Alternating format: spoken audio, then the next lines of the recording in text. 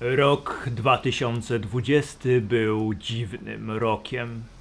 Między innymi nasze wakacje, które miały odbyć się w marcu, musieliśmy przełożyć z wiadomych przyczyn na wrzesień. Mieliśmy pojechać do Szkocji.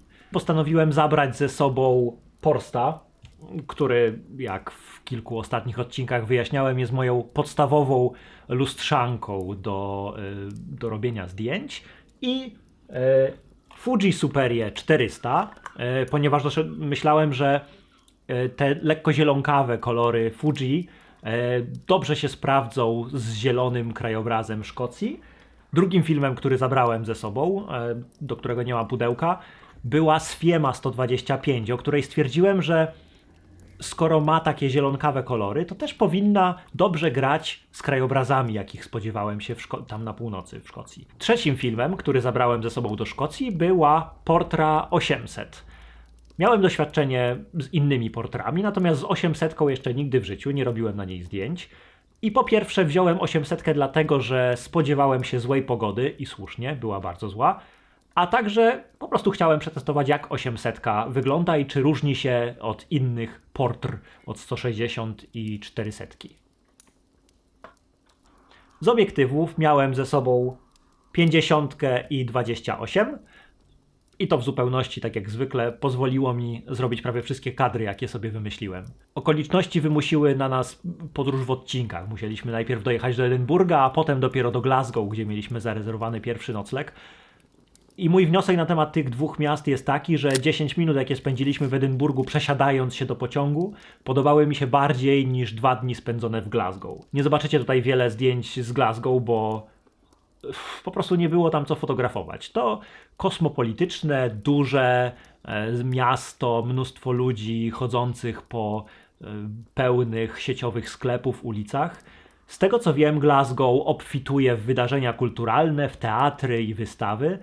Z tym, że problem był taki, że kiedy my tam byliśmy, to akurat Glasgow miało wzrost zakażeń wirusem i było objęte bardziej restrykcyjnymi obostrzeniami niż reszta Szkocji. W związku z tym wszystkie galerie, wszystkie miejsca, do których moglibyśmy wejść, były pozamykane. Drugiego dnia uciekliśmy więc z Glasgow na pobliskie Loch Lomond, czyli pobliskie duże, piękne jezioro. Tam przeszliśmy się około 14 kilometrów. Miejscem, które bardzo nam się spodobało w Glasgow i właściwie jedynym miejscem, które nam się spodobało w Glasgow, była położona na wzgórzu nekropolia, pełna grobów kupców i zamożnych mieszkańców Glasgow z przepięknym widokiem na miasto. I to było naprawdę piękne, choć nieco ponure miejsce. Następnego dnia pojechaliśmy do Inverness na północy Szkocji. Inverness zdecydowanie bardziej spodobało nam się niż Glasgow.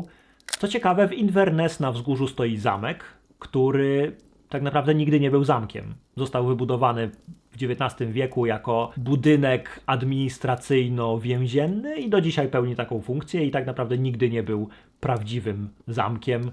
Zdjęcia, które widzicie, to są moje pierwsze samodzielnie robione skany na Epsonie V550, które zrobiłem bez posiadania bezpiecznego backupu z labu.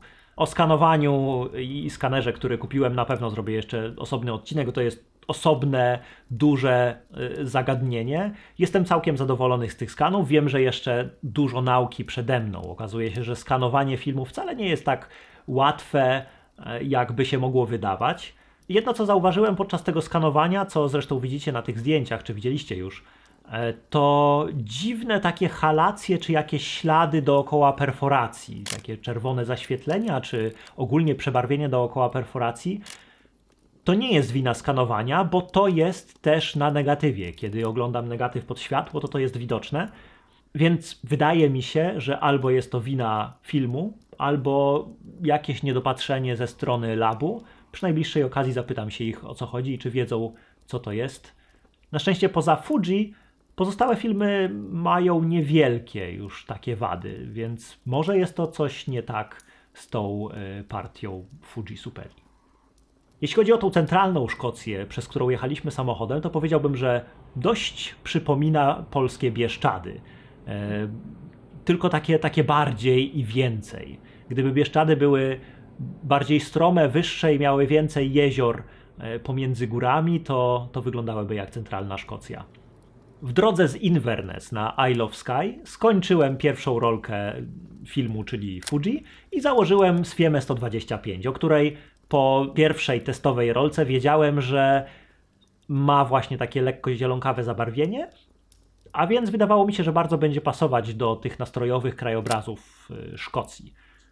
W drodze zahaczyliśmy o słynne Loch Ness i po paru godzinach jazdy tablice drogowe w języku Gaelic oznajmiły nam, że jesteśmy już blisko Isle of Skye.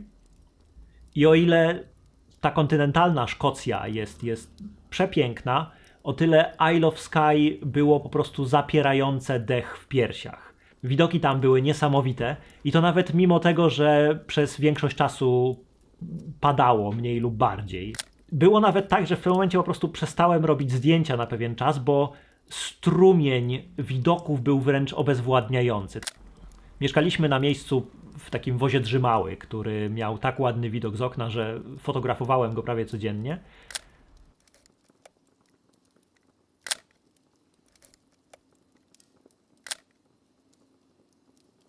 Nasza pierwsza, troszkę dalsza wycieczka po wyspie była do Old Man of Storr, czyli takiej dość słynnej, spiczastej, ciemnej skały, która wystaje, jest takim ostańcem. Oczywiście lało wtedy, więc niewiele tego starego człowieka było widać.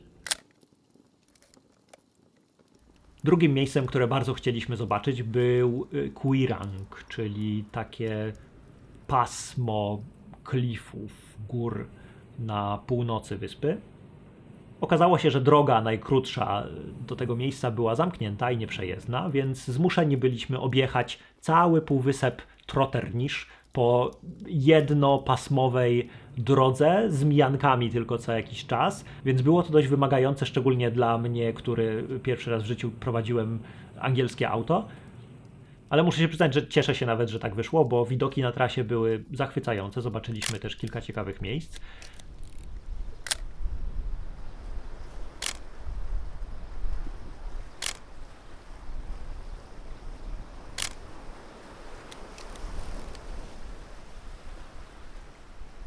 Jak tylko przyjechaliśmy na Quirang, to skończyłem Sfiemę i załadowałem Portre 800 i musiałem się bardzo powstrzymywać, żeby nie wypstrykać wszystkich 36 klatek w pierwszych 10 minutach spaceru. Dobrze, że miałem ze sobą 800, bo było dość ciemno, oczywiście trochę mrzyło, więc ta dodatkowa czułość pozwoliła mi używać trochę większych przysłon i nie martwić tak bardzo, czy trafiam z ostrością w konkretną górę na 2.8. To było moje pierwsze doświadczenie z Portrą 800 i po tej jednej rolce stwierdzam, że jest to Portra. Wygląda bardzo podobnie do Portry 160 i 400. Oczywiście ma bardziej wyraźne ziarno, bo no wiadomo, ma 800 ISO.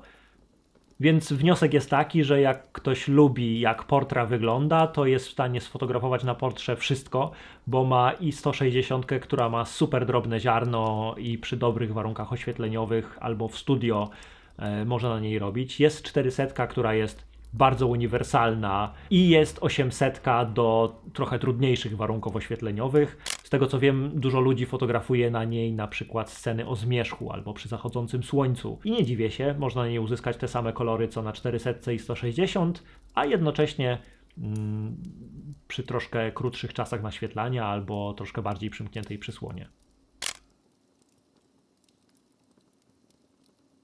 Jak te pozostałe dwie Portry, również i 800, jak ma mało światła przy zachmurzonym niebie, staje się troszkę taka zielonkawa, troszkę taka przygaszona, ale myślę, że to też dobrze oddaje, jak te góry wyglądały wtedy, kiedy tam byliśmy. Po paru dniach z bólem musieliśmy pożegnać się z Isle of Skye, ale wiedzieliśmy, że przed nami jeszcze Edynburg. Edynburg okazał się przepięknym, starym miastem, po którym spacerowanie było prawdziwą przyjemnością. Byli tam oczywiście uliczni dudziarze, było mnóstwo pubów i kawiarni i tak szkocka kultura wręcz wylewała się z każdej uliczki. No i tam spróbowałem właśnie Marsa smażonego na głębokim oleju i zjadłem też prawdziwego szkockiego Scotch Egga. Orzech, smakuje Ci skoczek? Pierwszą atrakcją, na jaką trafiliśmy w Edynburgu, był protest antyszczepionkowców i antymaseczkowców, na którym to skończyłem Portre 800. I to był ostatni film, jaki zabrałem ze sobą na tą wycieczkę. Jeszcze przed nami były chyba 2 dni w Szkocji. Bardzo cierpiałem z tego powodu i zacząłem łakomym okiem spoglądać na Kodaka Color Plus, którego zabrałem tak naprawdę dla Ewy, żeby używała go w małpce, którą zabiera na wycieczki. Ewa wspaniałomyślnie oddała mi tą ostatnią rolkę Kodaka 200, ale on jest jeszcze nieskończony w aparacie i to, co na nim będzie, to jest temat na następną historię.